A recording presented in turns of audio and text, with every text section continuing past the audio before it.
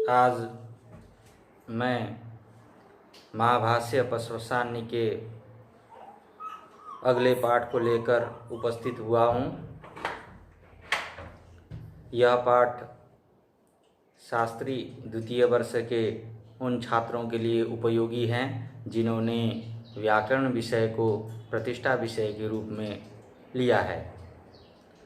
इसके पहले पूर्व के पाठ में हम लोग ने व्याकरण के मुख्य जो 5 प्रयोजन बताए गए हैं उनका अध्ययन किया था।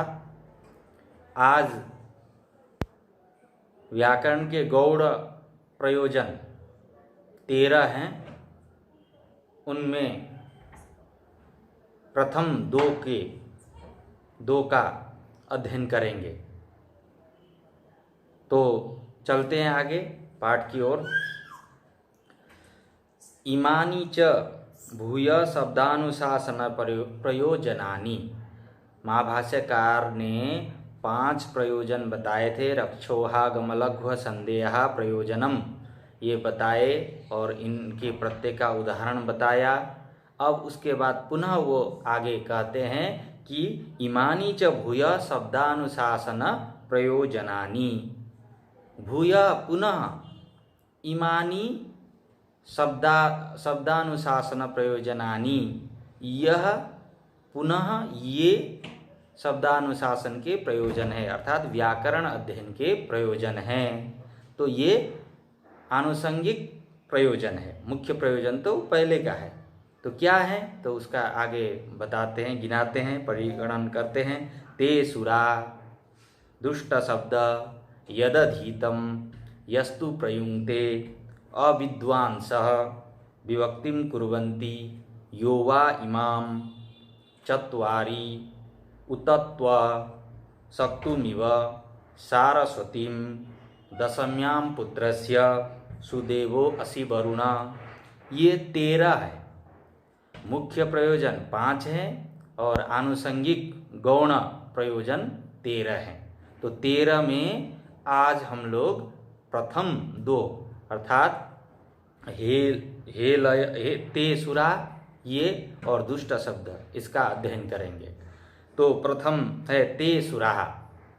तो कहते महाभाष्यकार आगे, ते सुरा हेलयो हेलय इति कुर्वन्तः परा बभूवु तस्मात् ब्राह्मणेन न म्लेच्छितव्यै नापभाषितव्यै म्लेच्छो ह वा एष यदप शब्दः। म्लेच्छो मा भूम इत्यध्ययम व्याकरणम। तेसुरा इसका ये वो है कि तेसुरा, इसमें ये प्रयोजन है कि वे असुर लोग हे लय ऐसा करते हुए पराजित हो गए। उनको हे अरय ऐसा कहना चाहिए था, हे अरय कहना चाहिए था। तो हे अरय के जगह उन्होंने एक तो जीवा दोष के कारण रेप के जगह ल पढ़ा है, अलय पढ़ा और वो पूरे शब्द का ही आवृत्ति कर दिए। हे लया इसका कर दिए, जबकि हे का केवल द्वित्व करके हे अरय ऐसा कहना चाहिए था। तो उन्होंने हे अरय न कह के हे अलय ऐसा कर दिए। हे लया ऐसा असुरों ने पढ़ा।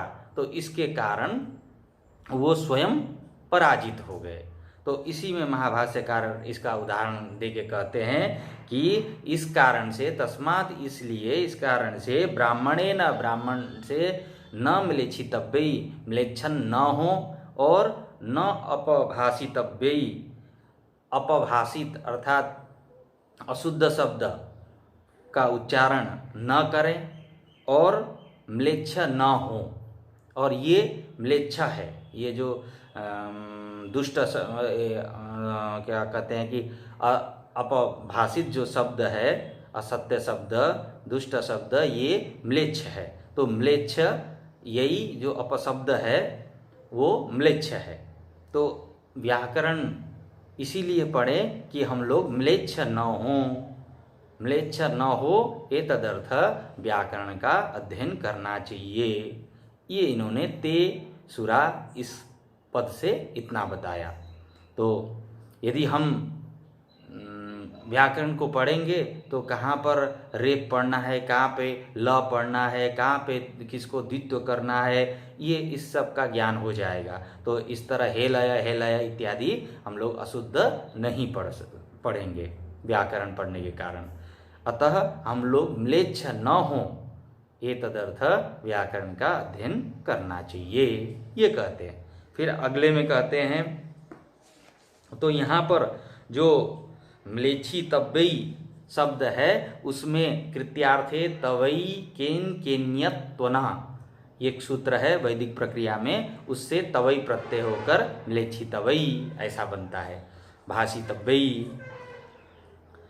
तो आगे फिर है दुष्ट शब्द, दूसरा आनुषंगिक प्रयोजन है दुष्ट शब्द। तो दुष्ट शब्द के विषय में लिखते हैं महाभाष्यकार, दुष्टः शब्द स्वरतो वर्णतो वा मिथ्या प्रयुक्तो न तमर्थमाह, स वाग्व्रजो यजमानं हिनस्ति यथेन्द्र शत्रु स्वरतोपराधात्।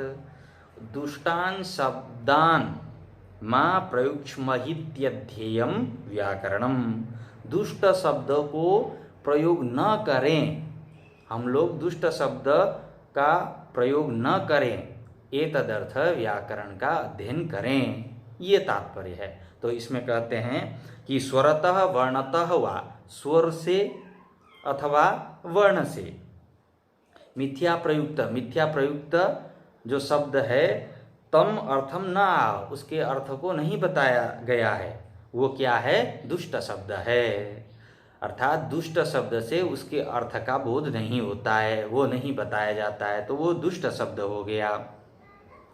फिर आगे कहते हैं स बाग ब्रजा वज्र, स बाग वज्र, वो क्या है, वाणी रूप वज्र है। जैसे वज्र होता है जो इसका नाश करता है, उसी तरह ये वाणी रूप वज्र है जो जिससे यजमानम हिनस्ति, यजमान का नाश कर लेता है। ये वज्र जो वाणी है, यदि हम लोग ने कोई शब्द उच्चारण किया कोई यज्ञ इत्यादि में यजमान के साफल्यता के लिए, किसी मनोकामना पूर्णता के लिए, लेकिन उसमें हम लोग समासगत अशुद्धियाँ अथवा उच्चारणगत अशुद्धियाँ वर्ण से, स्वर से इत्यादि हम लोग कर देंगे तो उसमें उसका नाश हो जाएगा, अर्थात यजमान का ही नाश हो जाएगा। जो जिस कामना से वो कार्य कर रहा है वो सफल नहीं होगा। तो वही कहते हैं, जैसे उदाहरण भी देते हैं, यथा जैसे इंद्र शत्रु स्वरतः अपराधात, जैसे स्वर के कारण, स्वर के गलत उच्चारण करने के कारण इंद्र के शत्रु स्वतः मारा गया, ऐसा है। तो ये इसलिए दुष्ट शब्द का प्रयोग न करे, ये तदर्थ व्याकरण का अध्ययन करना चाहिए। तो इसमें एक कथा है कि दुष्ट शब्द के विषय में त्वष्टा के पुत्र का इंद्र ने वध कर दिया था, तो जिससे वो क्रुद्ध होकर उसके प्रतिशोध के उसमें उन्होंने यज्ञ किया, इंद्र के नाश के लिए यज्ञ किया।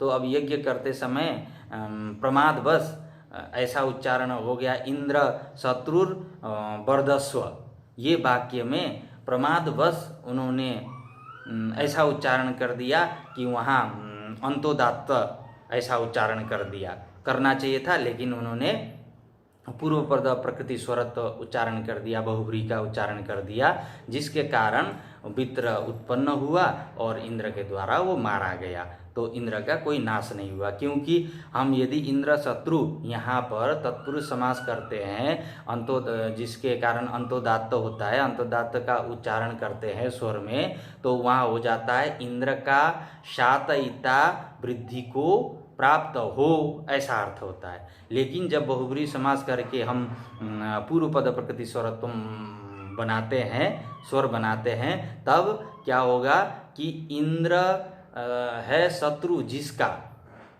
वो वृद्धि को प्राप्त हो, ये अर्थ हो जाएगा। अतः यहाँ भी इंद्र शत्रु वर्धस्व, इस उसमें बहुव्रीहि समास के उच्चारण के कारण अर्थात पूर्व पद प्रकृति स्वर के उच्चारण के कारण यज्ञकर्ता के द्वारा ये इंद्र का शत्रु जो वित्र है वो उत्पन्न हो गया और इंद्र के द्वारा वो मारा गया। तो इंद्र का कोई भी नुकसान नहीं हुआ, क्योंकि जिस कार्य से यज्ञ कर रहे थे, जिस कार्य की सफलता उनको चाहिए थी वो नहीं हुई, क्योंकि दुष्ट शब्द के प्रयोग करने से स्वर, केवल स्वर एक जिसकी गलती हो गई उसके कारण।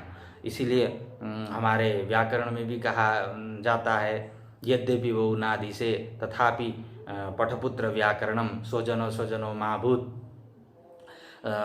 सकलम सकलम सकृत छकृत, इस तरह कहते हैं। तो स्वजन, एक स्वजन है, एक स्वजन।